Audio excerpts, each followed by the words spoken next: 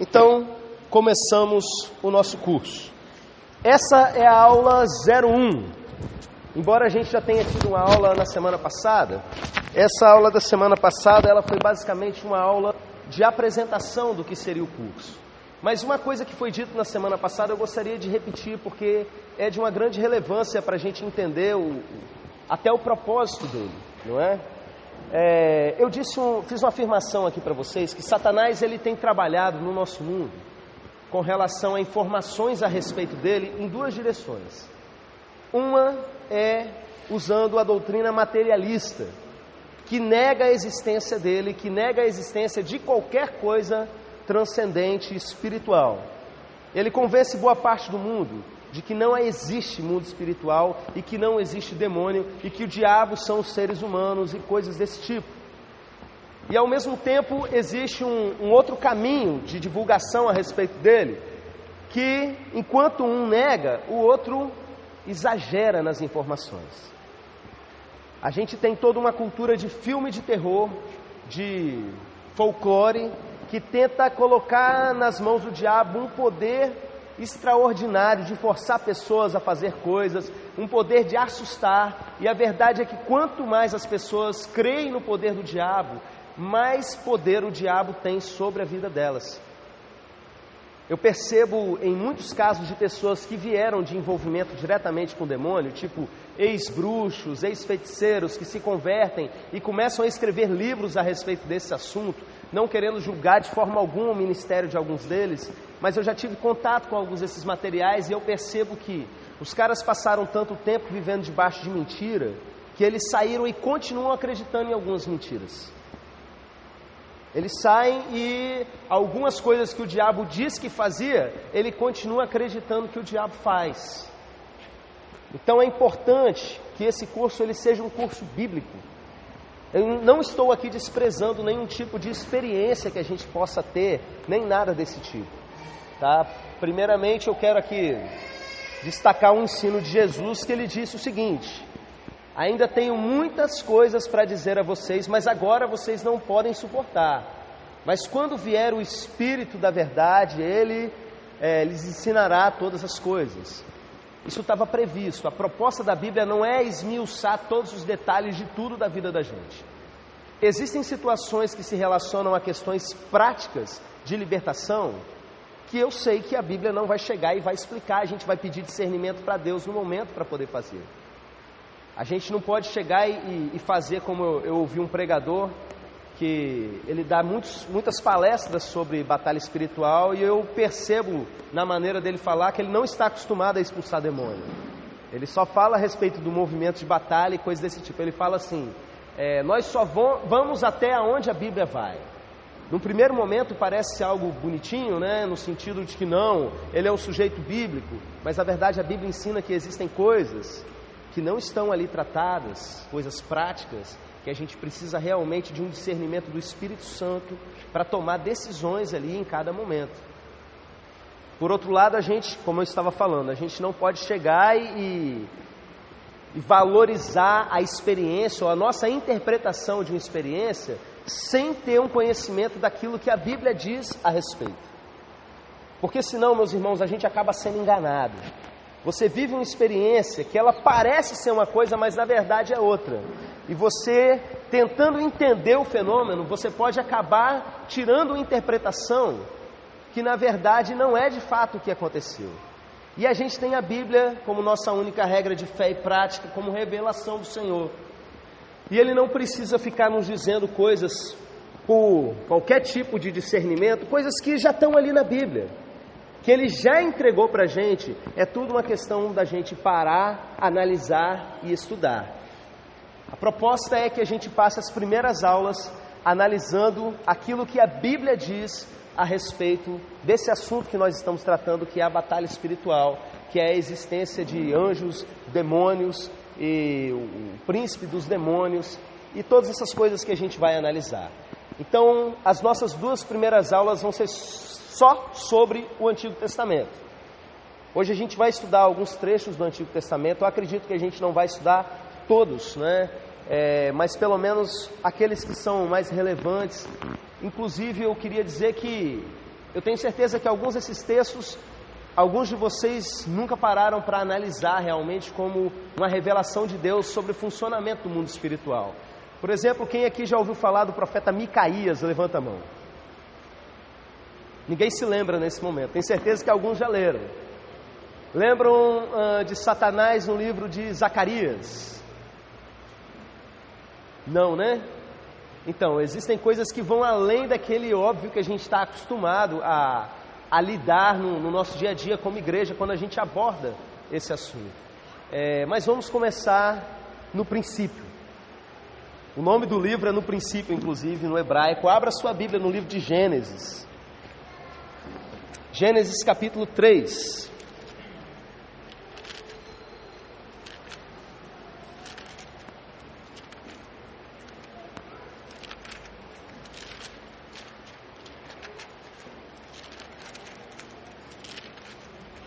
Gênesis capítulo 3, nós vamos ler a partir do versículo 1. Lemos assim: Mas a serpente, mais sagaz que todos os animais selváticos que o Senhor Deus tinha feito, disse à mulher: É assim que Deus disse: Não comereis de toda a árvore do jardim? Respondeu-lhe a mulher: Do fruto das árvores do jardim podemos comer, mas do fruto da árvore que está no meio do jardim, disse Deus: Dele não comereis, nem tocareis nele, para que não morrais. Então a serpente disse à mulher: É certo que não morrereis, porque Deus sabe que no dia em que dele comerdes, se vos abrirão os olhos, e como Deus sereis conhecedores do bem e do mal. Vendo a mulher que a árvore era boa para se comer, agradável aos olhos, e árvore desejável para dar entendimento, tomou-lhe do fruto e comeu, e deu também ao marido, e ele comeu. Abriram-se então os olhos de ambos, e percebendo que estavam nus, coseram folhas de figueira, e fizeram cintas para si.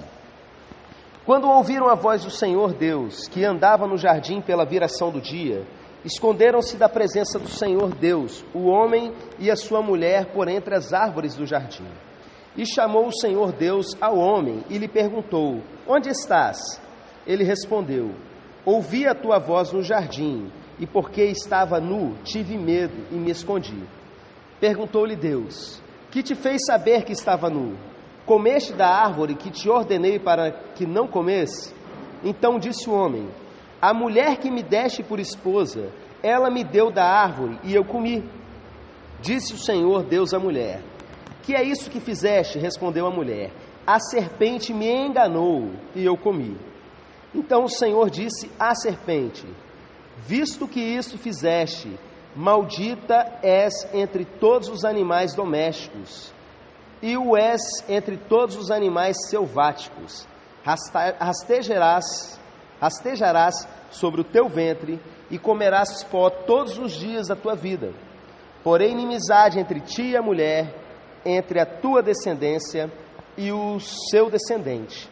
Este te ferirá a cabeça, e tu lhe ferirás o calcanhar. Amém.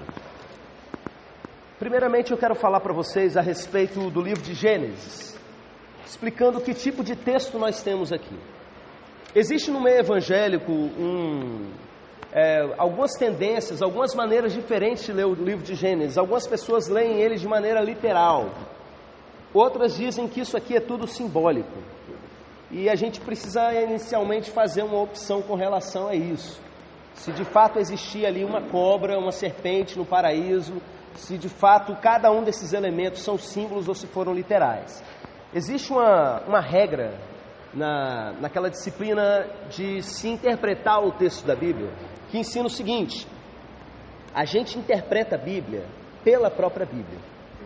Então a nossa maneira de ler a Bíblia é usando a própria Bíblia. E o que a Bíblia diz a respeito desse texto? Lá no livro de Apocalipse, naquele capítulo que fala a respeito de um sinal do céu, que trata inclusive da queda de Satanás, ele se refere a Satanás como a antiga serpente, o diabo. Então, a própria Bíblia enxerga o livro de Gênesis como algo simbólico.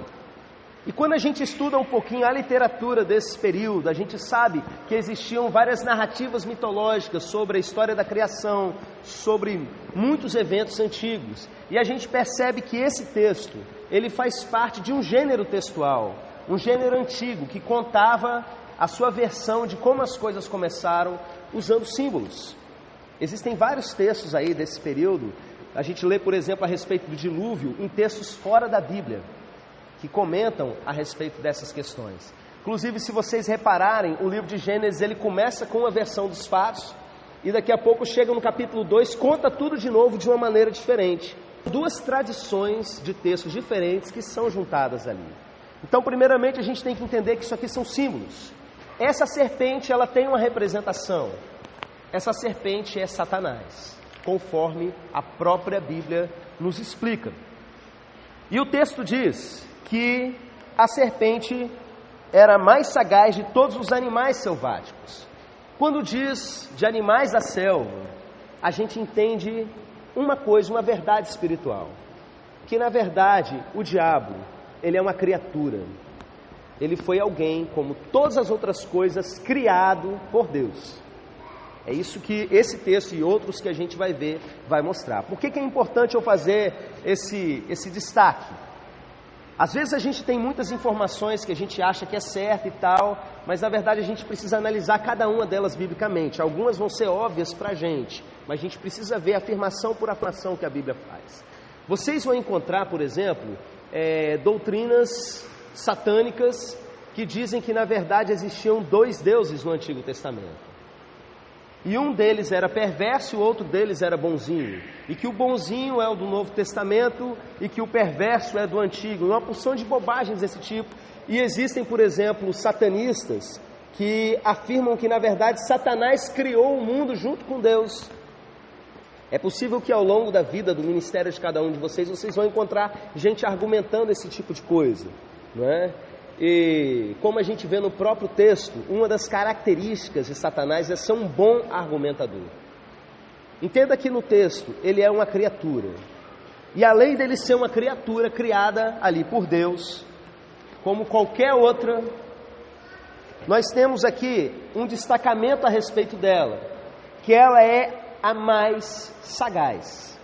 Algumas versões vão dizer a expressão mais astuta. Às vezes, quem trabalha com batalha espiritual pode ter a impressão de que, na verdade, os demônios, eles são burros, porque como alguém pode se voltar contra Deus? Irmãos, nós estamos lidando com criaturas que existem desde antes da criação do mundo. Não subestime o poder do inimigo. Não é para você ter medo dele, mas você não deve subestimar a inteligência dele. Evidentemente, existem demônios de vários níveis e várias capacidades. Mas eu quero aqui até aproveitar para adiantar algo da nossa aula do Testamento, quando Jesus diz que um reino dividido não pode subsistir, afirmando que Satanás não se volta contra Satanás. E às vezes, eu já li livros, por exemplo, de ex-bruxos que dizem que demônios fazem intriga e ficam brigando entre si, afirmações contra a Bíblia. Querido, Satanás, ele é astuto, ele é inteligente. Existe uma outra informação antes da gente seguir aqui, que eu quero trazer para vocês, que é algo que não está explícito no texto, mas que a gente pode inferir a partir disso que está sendo dito.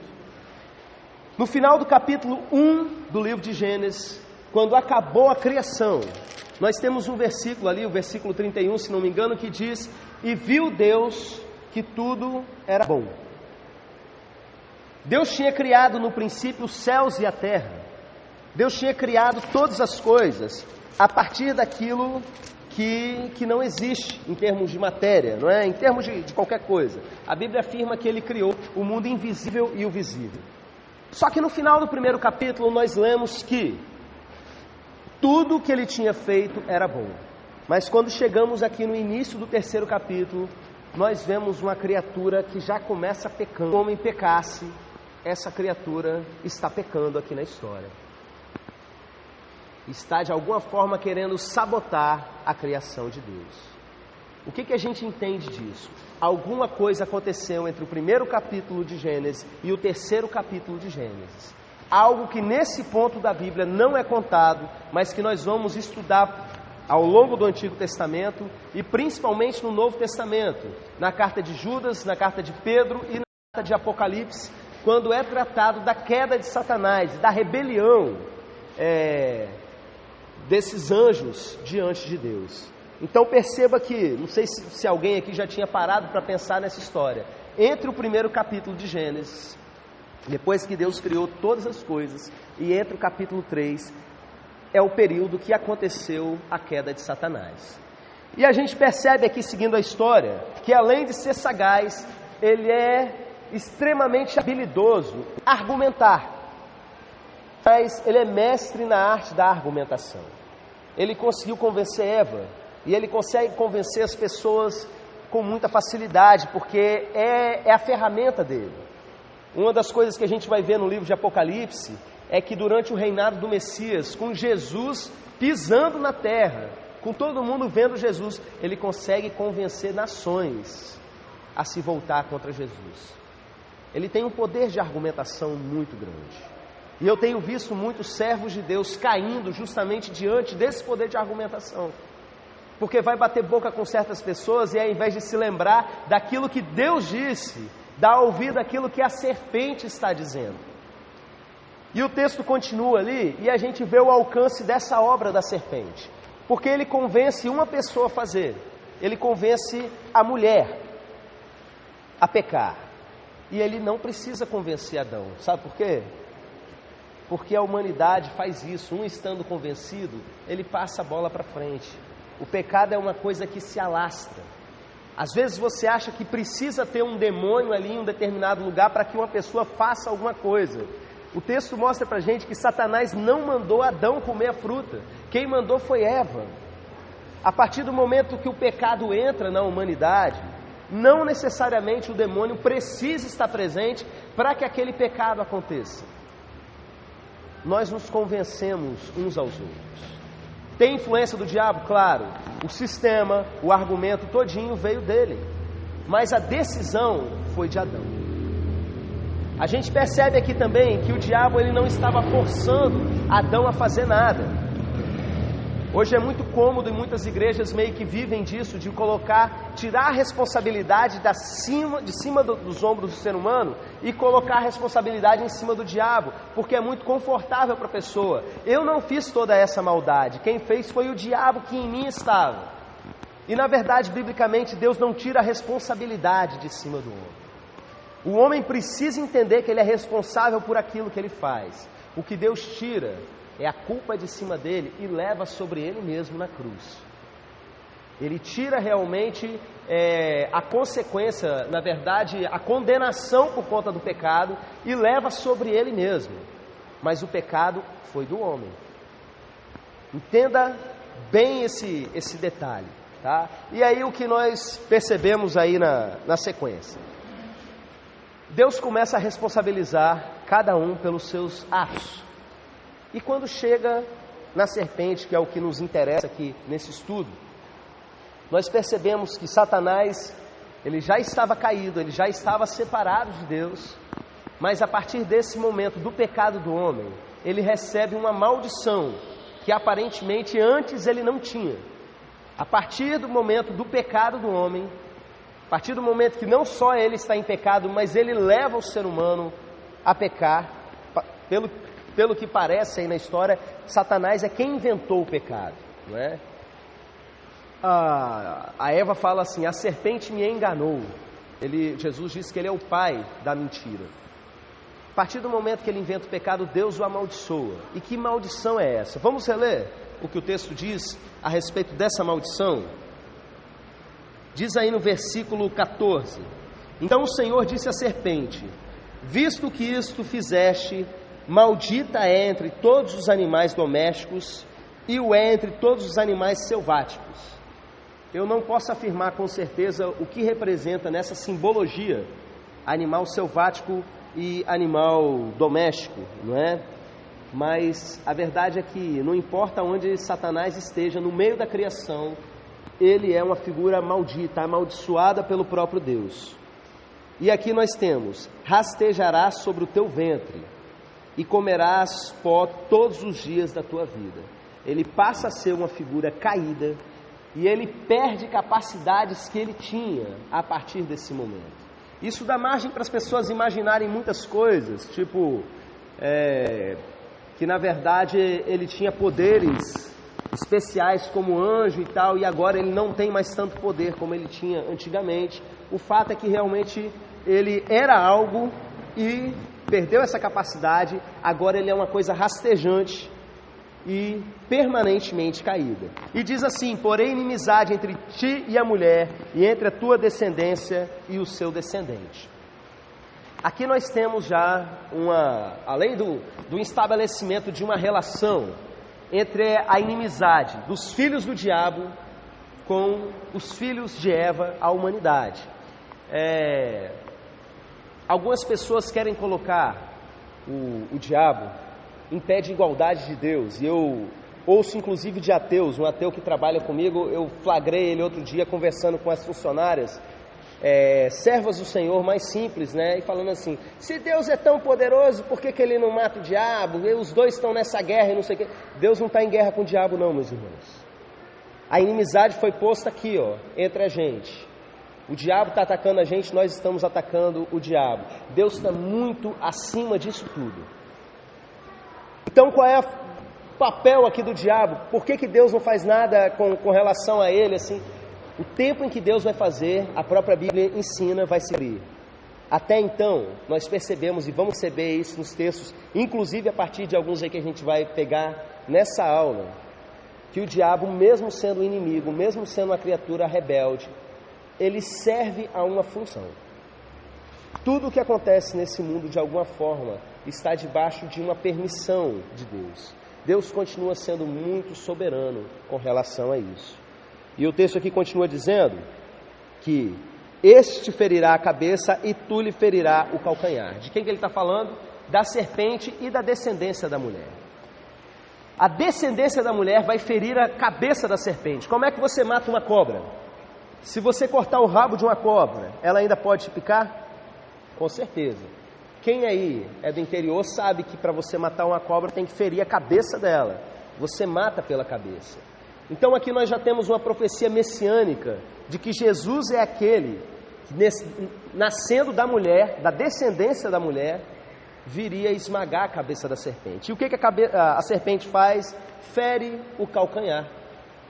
Existem aqui várias interpretações com relação a isso. Esse ferir o calcanhar pode ser simplesmente com relação à crucificação de Jesus, que Satanás acha que está ali de repente, causando um sofrimento, né? O máximo que ele consegue fazer é ferir o calcanhar, mas ao mesmo tempo pode estar falando da gente. Mas não era Jesus? Também, nós somos corpo de Cristo, e ele tem sim autoridade para fazer algumas coisas para ferir. Só que a descendência da mulher, Jesus Cristo, lhe fere a cabeça. Então esse é o primeiro texto que nós vemos aí, que lança as primeiras impressões que a humanidade teve com relação à figura do diabo. Existem alguns outros livros aí desse período, o livro de Enoque, por exemplo, não desse período, o livro de Enoque é mais à frente, mas mostra como o povo hebreu enxergava essa questão. A gente vai ver isso numa das aulas mais para frente. É um livro que não entrou na Bíblia, mas ele é citado no Novo Testamento, sobre coisas que acontecem aí, batalhas que acontecem entre anjos e demônios, que são descritas nesse livro.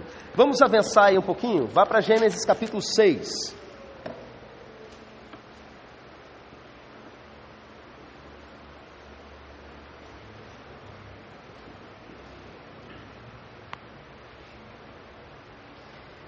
Lemos assim, lá no versículo 1. Como se foram multiplicando os homens na terra, e lhes nasceram filhas, vendo os filhos de Deus, que as filhas dos homens eram formosas, tomaram para si mulheres, as que entre todas mais lhe agradaram. Então disse o Senhor: o meu espírito não agirá para sempre no homem, pois este é carnal. Os seus dias serão 120 anos. Ora, naquele tempo havia gigantes na terra, e também depois, quando os filhos de Deus possuíram as filhas dos homens, as quais lhe deram filhos, estes foram valentes, varões de renome na antiguidade.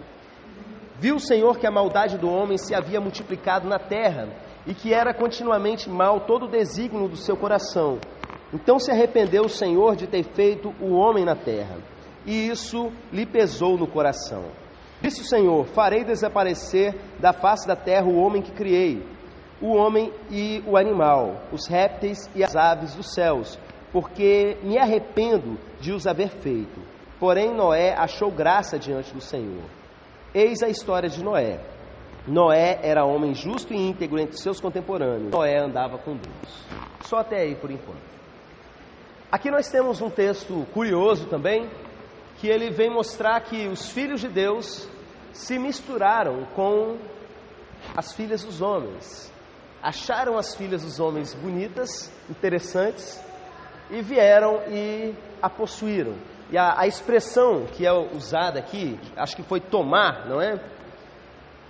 Eles tomaram para si mulheres. Essa expressão tomar não significa necessariamente casamento. Em algumas vezes que ela é citada, ela tem a ideia também de estupro, de algo realmente que foi lá e tomado, não foi algo conquistado. Quem são esses filhos dos homens? Vocês já devem ter ouvido pessoas falando a respeito de que, na verdade, esses filhos de Deus, né, e os filhos dos homens são os seres humanos, e os filhos de Deus são anjos. Outros vão chegar e vão dizer que, na verdade, não. Existe um argumento que é muito forte, que ele diz que não são anjos aqui nessa história. Porque Jesus disse que os anjos do céu, eles não se casam e nem se dão em casamento. Jesus faz essa afirmação, ensinando como é que funciona a vida dos seres angelicais. Mas aí nós temos uma questão: se não são os anjos, quem seriam? Por que, se são só humanos, por que alguns são chamados filhos de Deus e filhos dos homens? Um irmão aqui, eu dando aula uns anos atrás, um irmão virou e falou: não, os filhos de Deus são o povo de Israel. Não existia povo de Israel nessa época. Nem Abraão tinha existido ainda. Então essa daí já está descartada. Alguns viram e falam assim: na verdade, esses filhos de Deus são a descendência de Caim, não é? E os filhos dos homens são a descendência de Caim, que já estava impura e não sei o que e tal. Queridos, Caim era um ser humano, ser um ser humano. Eles vão, e da descendência deles, viram a combinação genética maluca de seres superpoderosos, como o texto nos mostra. Evidentemente, esse texto está falando de criaturas superiores. E a expressão no hebraico que nós temos aqui, que diz filhos de Deus, é Bená Elohim. Bená Elohim aparece também em outros textos do Antigo Testamento. Um deles é no livro de Jó, quando fala que os filhos de Deus se juntam a ele. E ali você tem só criaturas espirituais e Satanás no meio deles também. A gente vai chegar nesse texto daqui a pouco. Então Bená Elohim é uma expressão do Antigo Testamento que diz respeito a anjos mesmo. O que nós temos aqui é que anjos se apossaram de mulheres. Mas Jesus não disse que os anjos do céu não se casam, nem se dão em casamento? Os anjos do céu sim. Esses daqui resolveram não ser mais. Ok? E é curioso que eles começam ali a se misturar com seres humanos. O que nos leva a uma questão: seres espirituais podem interagir no organismo humano a ponto de gerar filhos. Eu já ouvi histórias bizarras e que quando eu ouvi eu fiquei assim: isso é papo de crente que gosta de exagerar as coisas, a respeito de situações do planeta onde a feitiçaria é muito forte, certas regiões ali da África, em que mulheres que não podiam engravidar faziam pactos com alguma entidade e elas engravidavam e ficavam ali mais de ano com uma suposta criança na barriga. Não a gravidez de 9 meses, mas ficavam muito tempo. Quem já ouviu depoimentos desse tipo? Né? Irmã já ouviu, Lorena também já ouviu. Que a gente ouve assim de alguns missionários que vêm de lá e que essa criança nasce e aquela criança é separada para o diabo e coisas desse tipo. E a gente fica se questionando: será que o diabo tem poder para isso?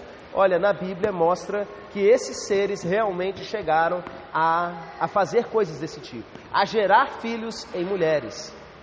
E não só gerar filhos, mas manipular geneticamente, de maneira que essas crianças, elas tinham características de anjos.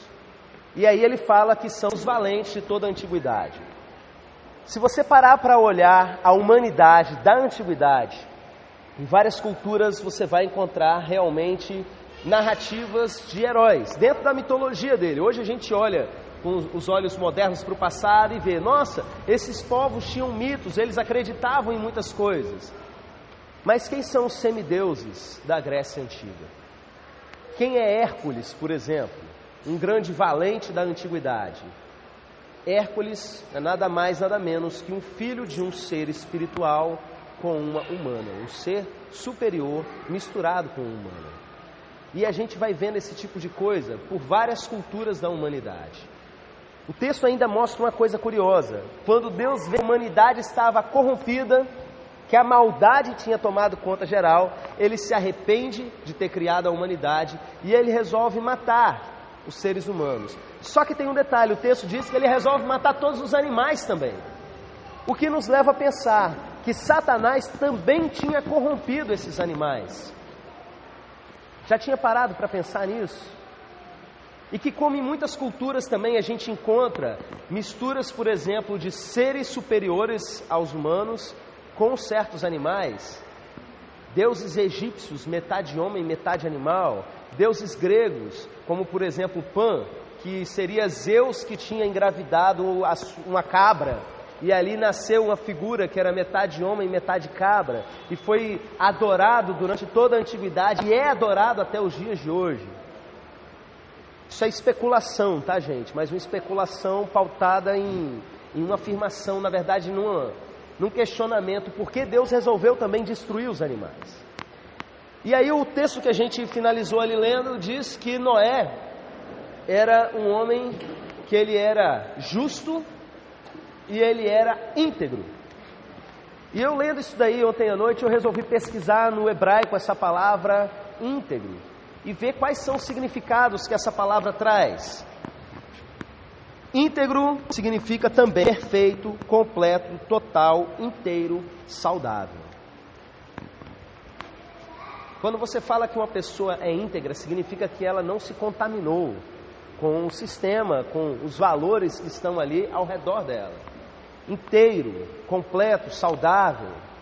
O que nos leva a crer que, além dele ser uma pessoa justa, geneticamente, é uma suposição aqui, tá? Só para vocês conhecerem essa teoria também. Que geneticamente ele era alguém puro. Não só ele, como esses animais que Deus resolveu preservar. Quando ele coloca numa arca, eu acredito que mesmo simbolicamente, o que ele está afirmando é: eu estou pegando aqui a minha criação, o jeito que eu fiz, íntegra, não só o homem, como também os animais, porque, beleza, Noé foi por causa da justiça, mas e os animais? Animal é justo ou injusto? Não é? E de repente ele preserva. Faz sentido a gente supor que, na verdade, ele resgatou uma linhagem geneticamente pura. Eu quero até apresentar para vocês uma outra teoria que existe, que na verdade, no fim dos tempos, os demônios vão fazer cada vez mais esse tipo de coisa.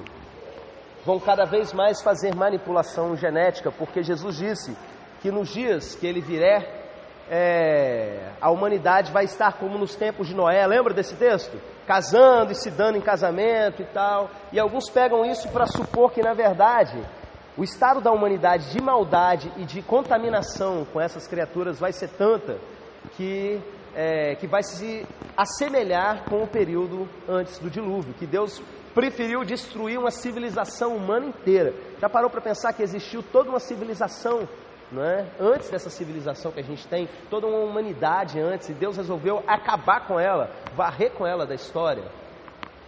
E aí a gente para ver os avanços da genética. E como os seres humanos têm feito coisas bizarras nos dias de hoje para se modificar. Existe uma igreja já meio antiga, que é a igreja da modificação corporal, em que as pessoas, elas tiram costela, elas tiram dedo, elas colocam bolinhas debaixo da pele para parecer chifre, tatuam de tudo quanto é jeito, parte a língua no meio para ficar igual língua de cobra, tatuam dentro do globo ocular para o olho ficar todo preto, porque na verdade eles querem está com aparência diferente da humanidade. Eles não querem se sentir mais humanos. E engraçado que quando eles não querem se sentir humanos, eles não querem se sentir tipo alguma outra coisa, eles querem formas demoníacas. São formas que culturalmente foram associadas a figuras diabólicas. E eles começam a fazer isso. E a gente começa a ver o avanço da ciência na genética. E animais modificados geneticamente nós já temos muitos no mundo, além de alimentos. Eu creio que vamos chegar num momento em que seres humanos também serão manipulados geneticamente. Não sei se no passado foi dessa forma, não é? Mas eu acredito que com certeza o mundo espiritual conspira nesse sentido, de perverter a humanidade de toda forma que ele puder. Vamos lá para Jó? Quem tem pergunta aí, gente, vai anotando para o final a gente parar para ver.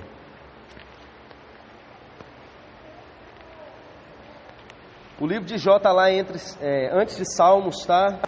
E eu quero destacar para os irmãos que também não se trata de uma narrativa como outros livros da Bíblia, faz parte de um gênero textual. O livro de Jó, ele é considerado um livro poético. É claro que muito da poesia a gente acaba perdendo na tradução, não é? Mas abra aí a sua Bíblia em Jó capítulo 1, nós vamos ler a partir do versículo de número 6.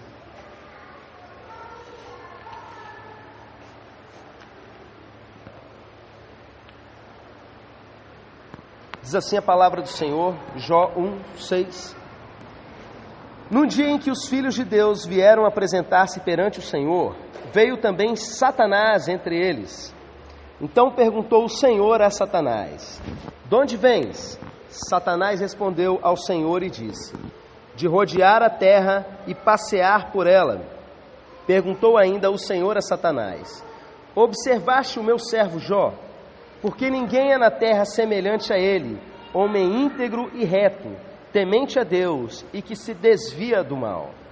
Então respondeu Satanás ao Senhor: porventura, Jó debalde teme a Deus? Ou seja, teme Deus à toa? Acaso não o cercaste com sebe, a ele, a sua casa e a tudo quanto tem? A obra de suas mãos abençoaste, e os seus bens se multiplicaram na terra. Estende, porém, a mão e toca-lhe em tudo quanto tem, e verás se não blasfema contra ti a tua face. Disse o Senhor a Satanás: eis que tudo quanto ele tem está em teu poder, somente contra ele não estendes a mão. E Satanás saiu da presença do Senhor. Sucedeu um dia em que seus filhos e filhas comiam e bebiam vinho na casa do irmão primogênito, que veio um mensageiro a Jó e lhe disse: os bois lavraram e os jumentos passeam junto a eles. De repente deram sobre ele os sabeus e os levaram, e mataram aos servos ao fio da espada. Só eu escapei para trazer-te a nova. Falava este ainda quando veio o outro e disse: fogo de Deus caiu do céu e queimou as ovelhas e os servos e os consumiu. Só eu escapei para trazer-te a nova. Falava este ainda quando veio o outro e disse: dividiram-se os caldeus em 3 bandos, deram sobre os camelos e levaram e mataram aos servos a fio da espada. Só eu escapei para trazer-te a nova.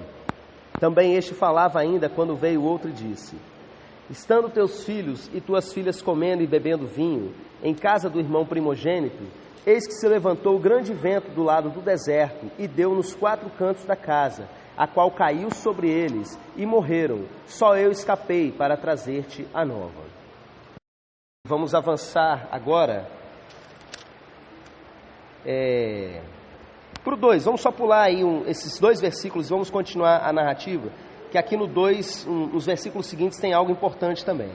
No dia em que os filhos de Deus vieram apresentar-se perante o Senhor, veio também Satanás entre eles apresentar-se perante o Senhor. Então o Senhor disse a Satanás: de onde vens? Respondeu Satanás ao Senhor e disse: de rodear a terra e passear por ela. Perguntou o Senhor a Satanás: observaste meu servo Jó?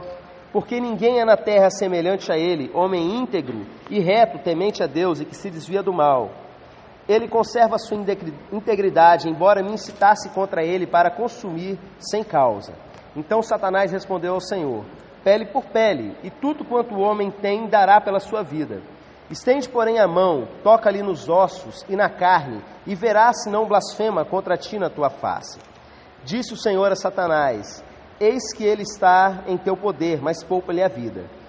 Então Satanás saiu da presença do Senhor e feriu a Jó com tumores malignos, desde a planta do pé até ao alto da cabeça.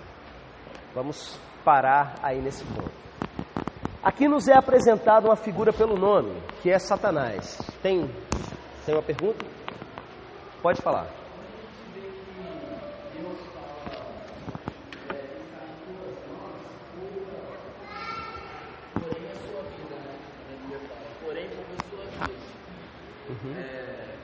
Nesse momento aqui, a gente poderia interpretar que Jó, neste momento, a gente poderia interpretar que Satanás teria, no caso, ou tem o poder sobre a vida e a morte, ou não?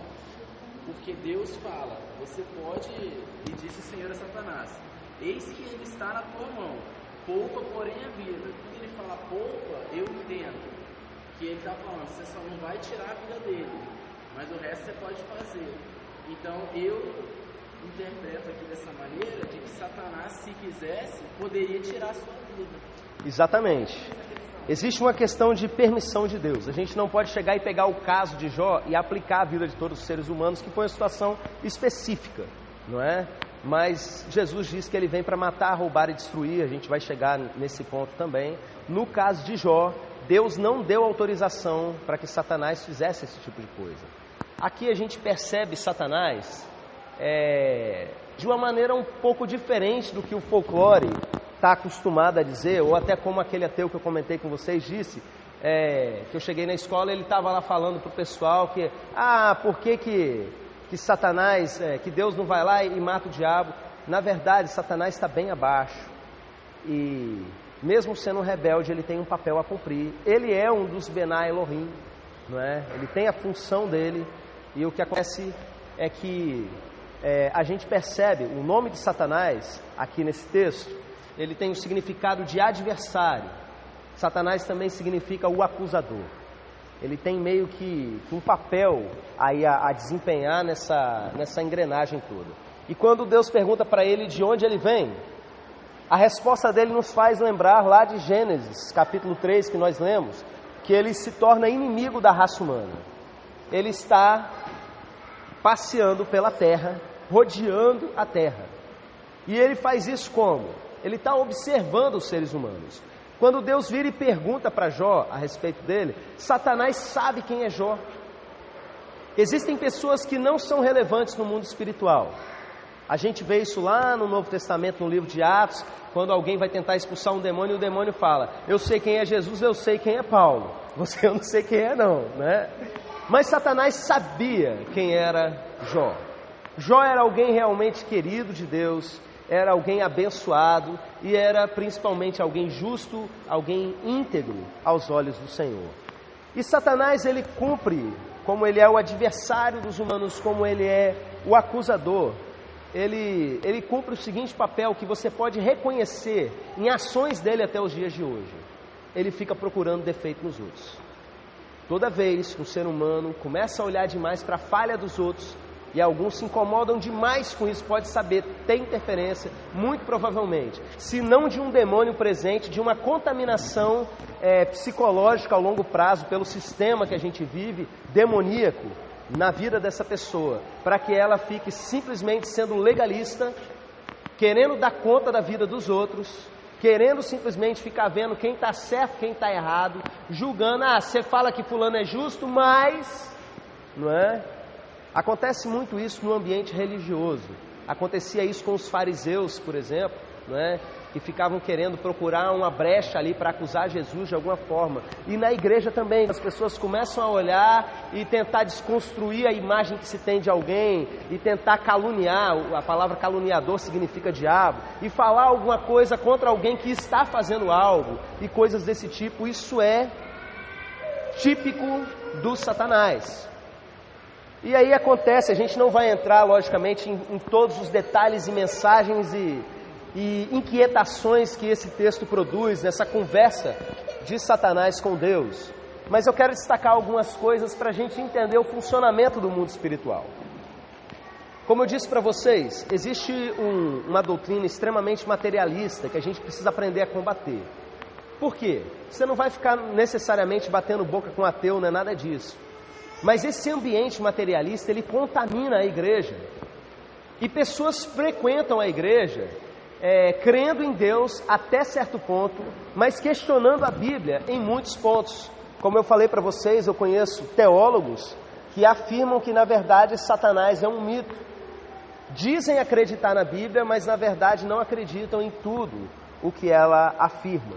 Então, a gente precisa entender realmente essas coisas para que você não seja contaminado. Tem gente subestimando demais o diabo.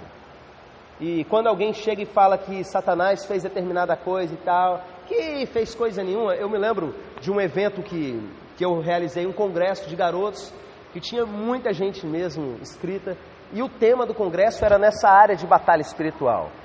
E quando a gente chegou lá, meus irmãos, tudo que tinha sido testado antes, de som e tal, na hora que a gente ligou para começar, nada funcionava. E a gente tentando de todo jeito e tal, e nada de funcionar, e a gente tinha que orar e repreender para que as coisas funcionassem.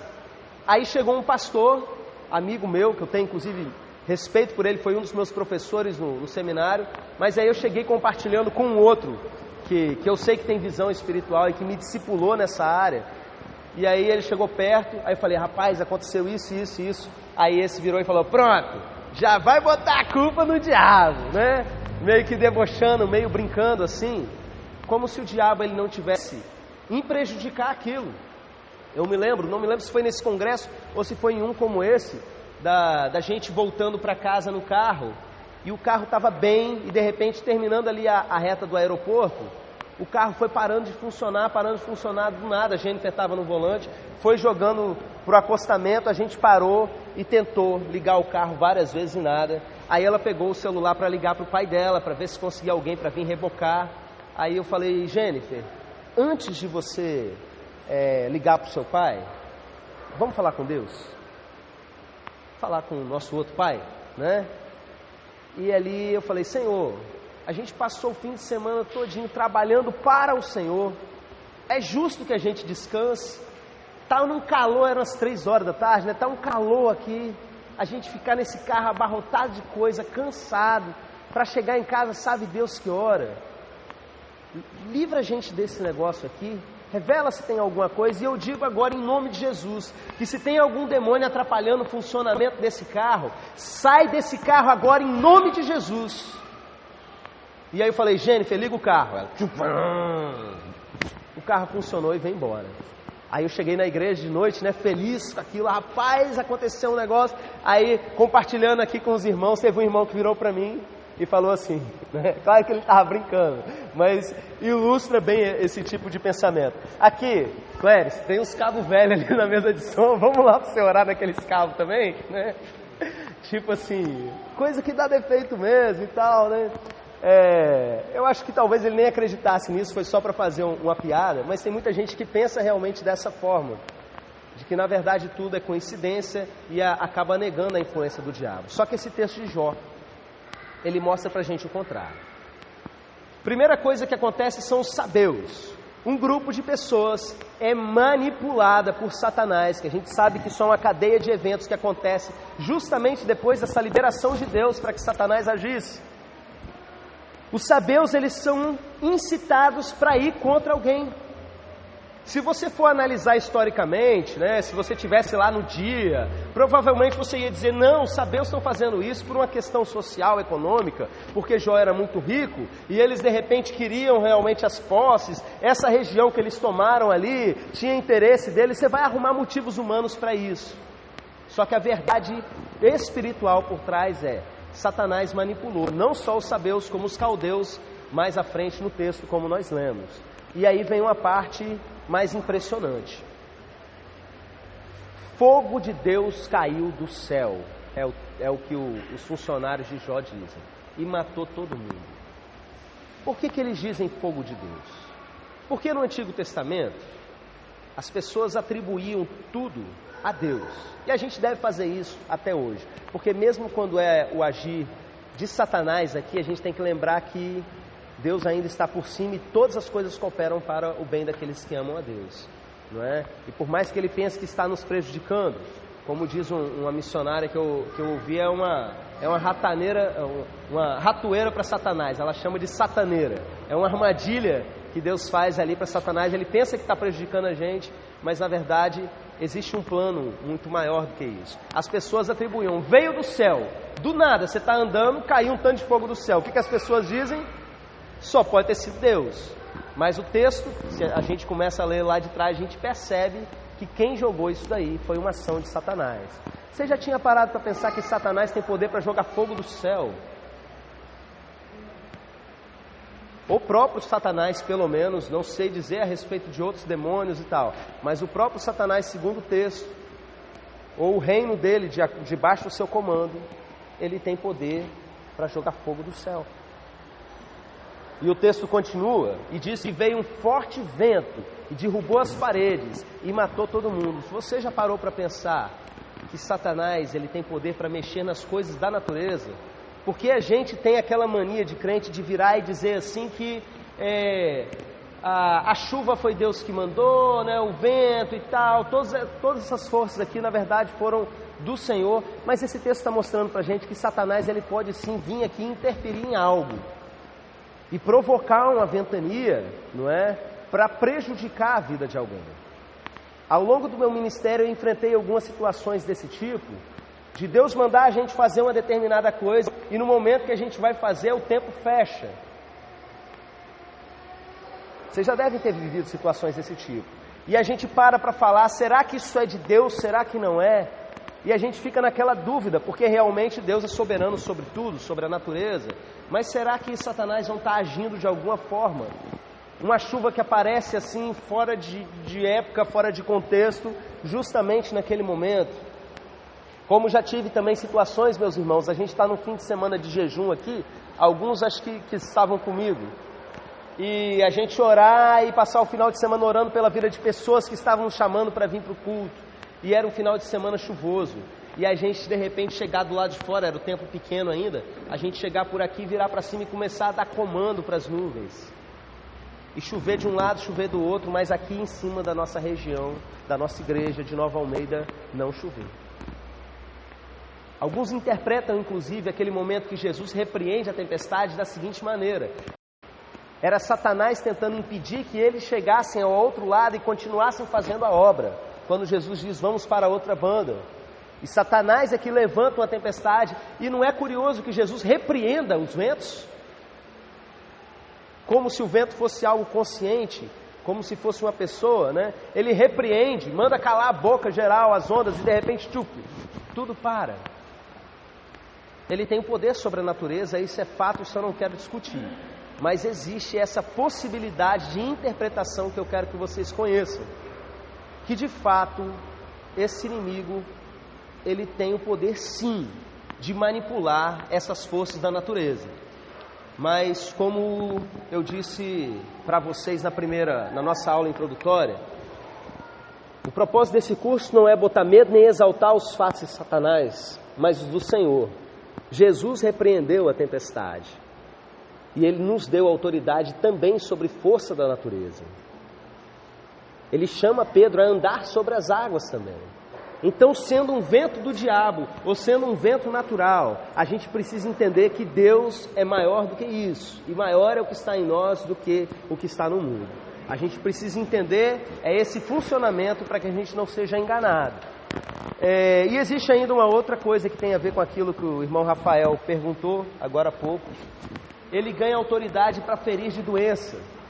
E dá tipo um câncer nele, do dedão do pé até o alto da cabeça.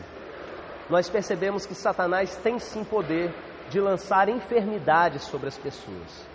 Algumas doenças, realmente, eu não vou aqui cair naquela afirmação e dizer que tudo é demoníaco, não é? Mas algumas doenças realmente são causadas pelo diabo. Não necessariamente que tem um demônio na pessoa causando aquela doença, mas ele pode sim manipular vírus, encaminhar para uma pessoa, ele pode sim colocar você em contato com a bactéria, e ele pode literalmente vir ferir a sua carne, como a gente vê ali, dependendo da interpretação que você tem, daquela história do espinho da carne do apóstolo Paulo, que a gente vai ver mais para frente, que ele explica dizendo que é um mensageiro de Satanás ali esbofetear todas as noites. Então entenda isso. Muitas vezes a gente vai orar com pessoas que estão enfermas e o que a gente precisa fazer é expulsar demônio mesmo. E aquela pessoa ela não vai ficar boa de uma hora para outra, mas o demônio que estava causando aquilo vai sair e ela começa a ter o seu organismo restabelecido a partir daquele momento. É claro que Deus também pode liberar uma unção de cura sobre a vida, sobre aquele momento, aquela oração, e essa pessoa ser imediatamente curada de qualquer coisa. Entenda que o inimigo que nós estamos enfrentando, ele também tem poder para isso. Acabou aí o nosso tempo da nossa aula. Na nossa próxima aula, não deixem de vir, nós vamos continuar analisando textos extremamente reveladores do Antigo Testamento a respeito de quem é esse inimigo que nós estamos enfrentando. Antes da gente orar encerrando, eu quero saber se alguém tem alguma pergunta que gostaria de fazer. E se for, faça bem alto, porque a gente está gravando, para o pessoal não ouvir só a resposta. Nesse negócio do Jó aí, Satanás matou um monte de gente pelo caminho, servos, filhos, etc. Ele teria que, teoricamente, ter pedido a Deus também para matar as pessoas, ou as pessoas estavam sobre, tipo, a cobertura de Jó, aí quando Deus deu a permissão de tocar nas coisas, ele deu a permissão também de tocar nas pessoas? Olha, o texto não fala pra gente detalhes aí dessa autorização, mas se ele fez, Deus tinha deixado. Entendeu? Quem quiser entender essa questão de Jó e toda essa polêmica de por que Deus fez e se Jó tinha alguma legalidade, se não tinha, existe um material escrito pelo pastor Caio Fábio, um livro, se não me engano o nome é O Enigma de Jó, e existe também na forma de pregação. Pesquise lá, Caio Fábio, Jó, você vai encontrar uma pregação antiga dele, em que ele aborda de maneira muito interessante tudo isso que acontece no livro de Jó, analisando como Deus mostra a graça dele, a mensagem da graça de Deus dentro do livro de Jó. Então, esses detalhes mais profundos, eu recomendo isso daí. Mais alguém?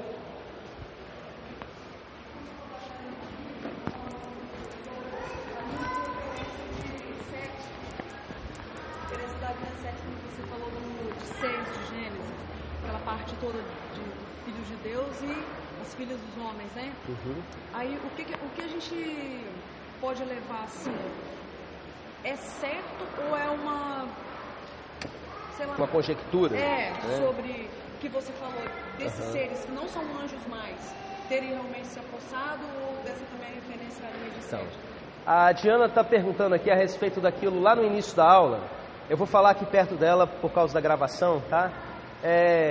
Em que eu mencionei que algumas pessoas acreditam que os filhos dos homens seriam a descendência de Sete, na verdade seriam as descendências de Caim, e os filhos de Deus, os Benai Elohim, como eu tinha falado, eles são a descendência de Sete, que seria a linhagem direta de Davi, que não tinha cometido esse assassinato nem nada assim. É uma possibilidade de interpretação que eu respeito, mas eu não gosto dela pelo seguinte. Primeiro, por essa questão que eu tinha falado para vocês, dos Benai Elohim, essa expressão ser citada em outros trechos, sendo relacionado a seres espirituais. E segundo, por quê? Se fosse Caim, descendência de Caim, misturando com a descendência de Sete, não teria por que eles terem uma natureza sobre-humana, entendeu? E a descendência dessa mistura dos filhos de Deus com os filhos dos homens, dá uma descendência sobre-humana. O que nos leva a entender que realmente são seres superiores que se misturaram geneticamente com a raça humana, entendeu? Nesse caso, então, os filhos dos homens não seriam só Sete, seria a humanidade de uma maneira geral, entendeu? E sobre aquela parte que você falou no início também, de pessoas que largaram essa parte do demoníaco e hoje não mexem com isso mais, mas são influenciados, tipo, viveram tanto na mentira que hoje ainda falam coisas sem saber que estão vivendo na mentira. Você tem algum exemplo para dar disso que aconteceu? Eu acho que eu cheguei a mencionar essa questão do reino dividido de Satanás, né? É um exemplo disso. ela via o teatrinho dos demônios, né? Tipo um demônio chegar e aparecer supostamente todo machucado, não sei como é que um demônio se machuca, né? De ter uma briga com o outro, e que na verdade, se de fato ela viveu as situações, era uma forma do demônio chegar e influenciar as pessoas nessa questão de briga e coisas desse tipo, entendeu? Mas se ela tivesse um entendimento bíblico de que na verdade Satanás não se volta contra Satanás, Jesus ensinou isso, ela teria percebido que era uma mentira, mas ela mesmo convertida, ela escreve no livro como sendo uma verdade a respeito dos demônios, entendeu? E tem outras coisas também que a gente vai analisar depois sobre projeção astral, que a gente vê muito nessas questões que eu tenho os meus questionamentos. Mais alguma pergunta? Se não, vamos orar, vamos nos colocar de pé. Na semana passada eu fiz aqui um apelo para as pessoas que não queriam simplesmente assistir essa aula como ouvintes, mas queriam de fato um treinamento prático e que vivessem experiências ao longo desse curso que os ajudassem a aprender além de meramente informação. E nesse momento eu queria orar pela sua vida, você que quer realmente ser usado por Deus na libertação, nesse combate, né? Eu queria que você saísse do seu lugar e viesse aqui à frente. Quem estiver ouvindo aí a gravação, se coloque em oração também, nessa postura em oração, e diga amém, para que de fato essa oração também te alcance. Quem de fato quer entrar nessa briga com a gente, são pessoas que eu vou poder contar no sentido de uma situação de libertação, saber quem eu posso chamar para estar comigo e quem não pode, quem eu não posso. Vamos orar? Pai, eu venho clamar nesse momento a Tua proteção sobre a vida de cada um desses que estão fazendo esse curso. Não deixe, Senhor, que a gente sofra nenhum tipo de ataque. E os ataques que eu digo não são simplesmente físicos, meu Pai, mas principalmente aqueles ataques no ensino. Nos guarde aqui, Senhor, de trazer algum ensino diferente daquilo que o Senhor quer nos ensinar, ou até mesmo de entender algo diferente daquilo que está sendo dito. Em nome de Jesus, nos revista da Tua autoridade, nos encha da consciência do Teu Evangelho, para que a gente seja realmente guerreiros nessa batalha, que a gente possa entender completamente como usar a Tua armadura, meu Deus, para que a gente possa destronar todas essas forças que têm escravizado a nossa região e têm atacado as nossas famílias. Em nome de Jesus, eu te peço por esses que se destacaram aqui nesse momento de oração, que são pessoas que querem se colocar à disposição para o combate, que o Senhor os faça viver experiências nesses próximos, para que eles coloquem em ação as coisas que eles estão aprendendo nesse curso e que já aprenderam ao longo da vida, para que o conhecimento deles não seja simplesmente informações recebidas, mas sejam coisas práticas, meu Deus, pessoas usadas pelo Senhor. E eu te peço, como ministro dessa igreja, que o Senhor coloque pessoas que estão aqui no meu caminho para caminhar comigo, meu Pai, em momentos como esse de libertação, que eles estejam sendo discipulados ali, caminhando com a gente. Em nome de Jesus, abençoa o restante do nosso dia, a nossa volta para casa, o nosso culto logo mais à noite, que seja algo frutífero no Teu reino. É o que nós pedimos no nome de Jesus. Amém.